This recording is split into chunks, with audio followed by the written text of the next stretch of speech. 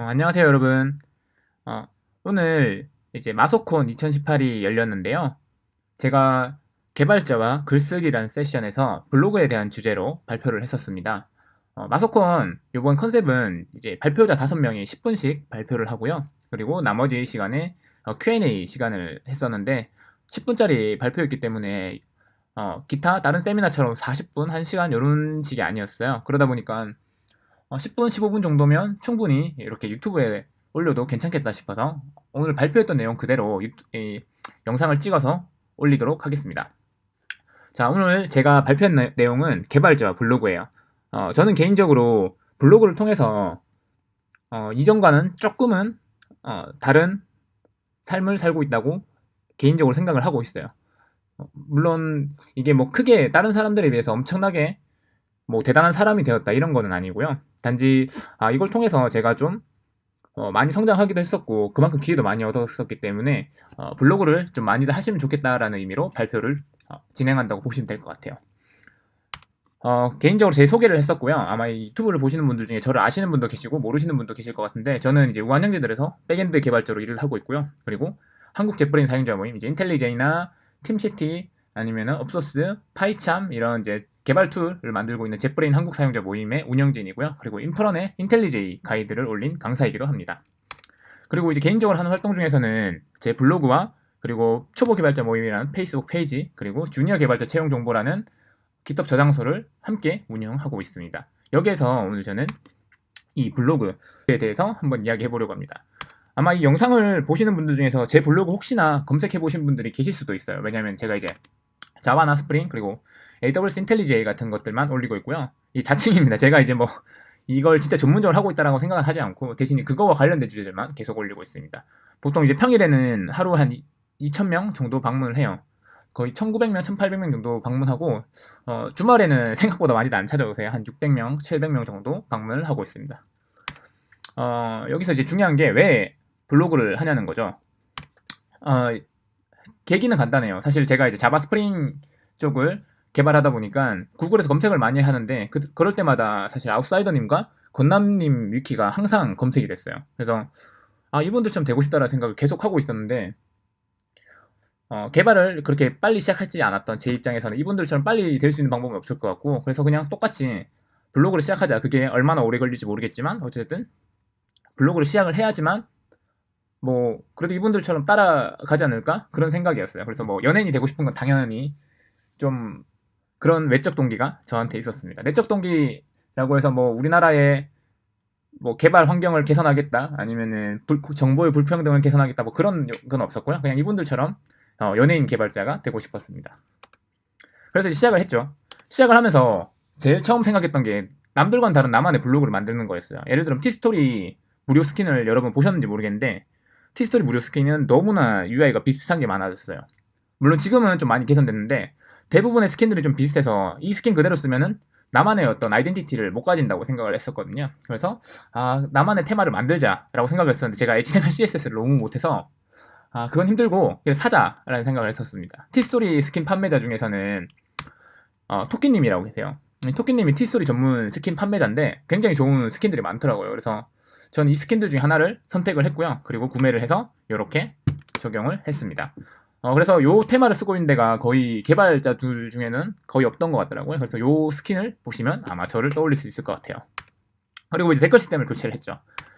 이 영상을 티스토리 개발자분들이 보시면은 조금 죄송스럽긴 한데 일단 티스토리 댓글이 구립니다. 여러분 써보셨는지 모르겠는데 텍스트 에어리어예요. 거의 그냥 인풋박스밖에 없는 형태고 이미지를 올린다거나 뭐 하이라이팅 하거나 코드, 신텍스나 링크 이런 것들 전혀 사용을 하지 못해요. 그리고 멘션이나 태그 같은 커뮤니티 요소도 전혀 없기 때문에 이걸 가지고 내가 어떤 서비스로 볼 수는 없겠다라는 생각을 했었죠. 그래서 티스토리 댓글을 교체를 하자고 생각을 했었어요.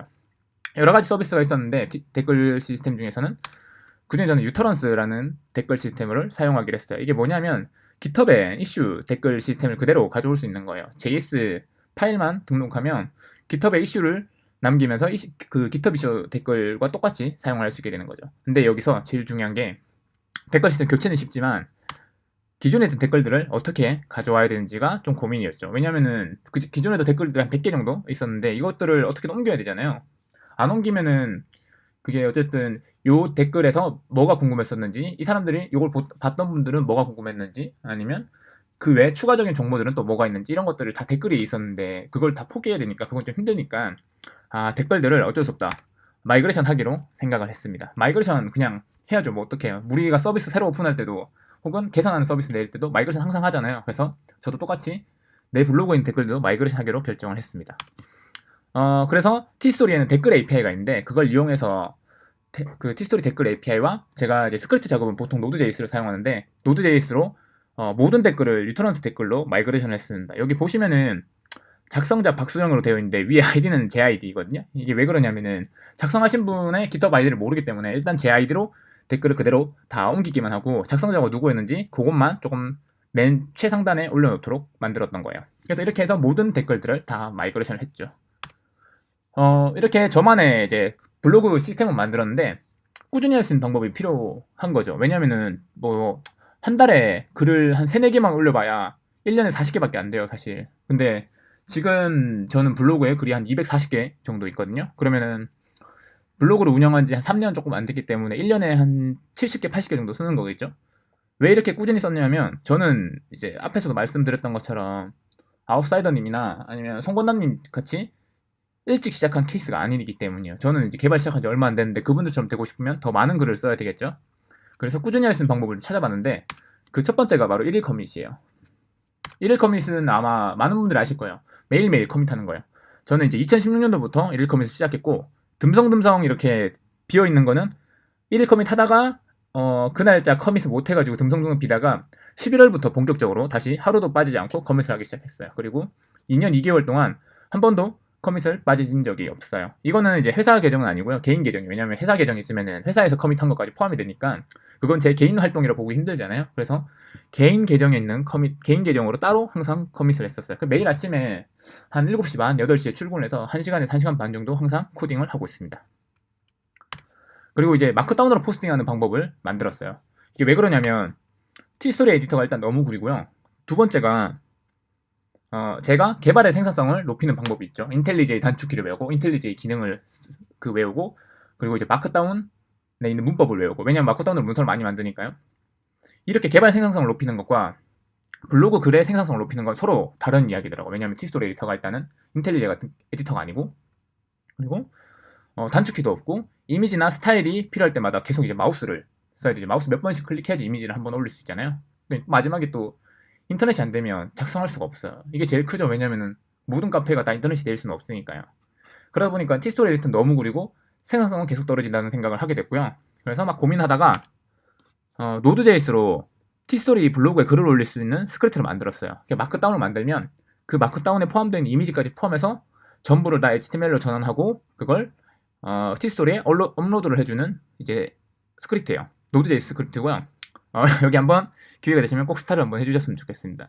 VS 코드 같은 경우에는 단축키가 기본 단축키는 인텔리제이랑 다를 거잖아요. 그래서 키맵 중에서 인텔리제이 키맵이 있어요. 그래서 그걸 설치를 하고, 그 인텔리제이랑 최대한 비슷하거든요, 단축키가. 그래서 인텔리제이 키맵이 설치된 VS 코드로 마크다운 파일을 만들고, 그걸 마크다운 파일 작성한 후 스크립트만 실행하면 바로 티스토리에 업데이트가 됩니다. 이렇게 하니까 저 같은 경우에는 이제 마크다운으로만 글만 쓰면 되죠. 티스토리가 마크다운을 지원하지 않더라도 괜찮아요. 설령 저는 지원해도 안 쓸 거예요. 왜냐면은 결국 VS 코드나 인텔리제이보다 마크다운 파일을 더 잘 만들 수는 없거든요. 단축키나 생산성이 개발 툴보다 블로그 에디터가 더 좋을 수는 없어요. 그건 절대적인 이유이기 때문에 앞으로도 계속 그냥 그렇게 글을 쓸 것 같아요.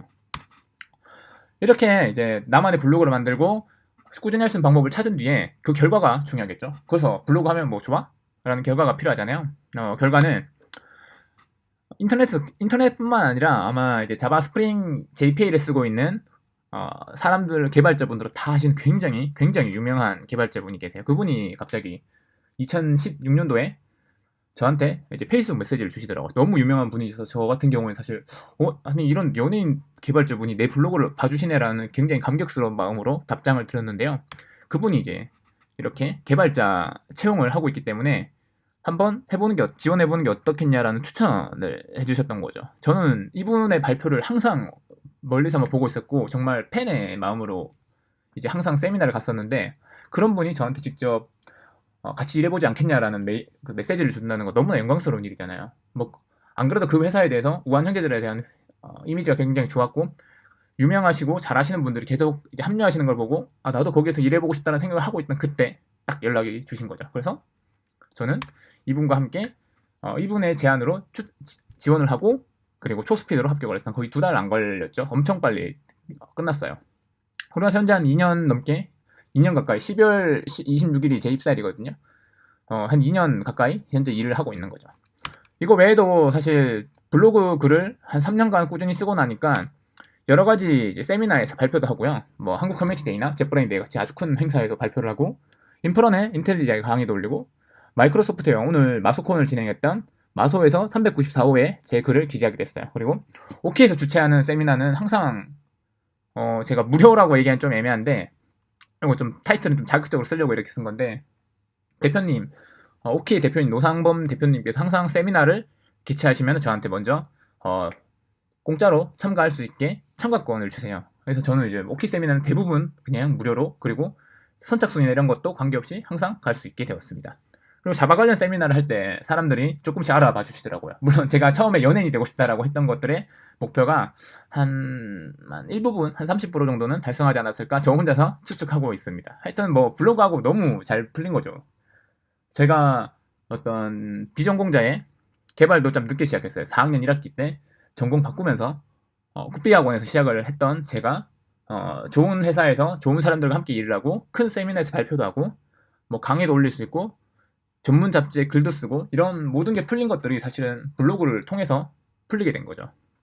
그래서 요 방송은 아니군요. 유튜브를 보신 분들도 조금 어색하고 어렵지만 블로그를 꼭 시작하셨으면 좋겠어요. 뭐 너무 자세한 이야기는 당연히 이제 다른 또 큰 세미나에서 하면 좋겠지만 이 발표에서는 이제 이런 식으로 발표를 했었고 마지막으로 요거는 이제 발표에서 한 얘기는 아니고 그 무라카미 하루키의 직업으로서 소설가라는 책이 있습니다, 여러분.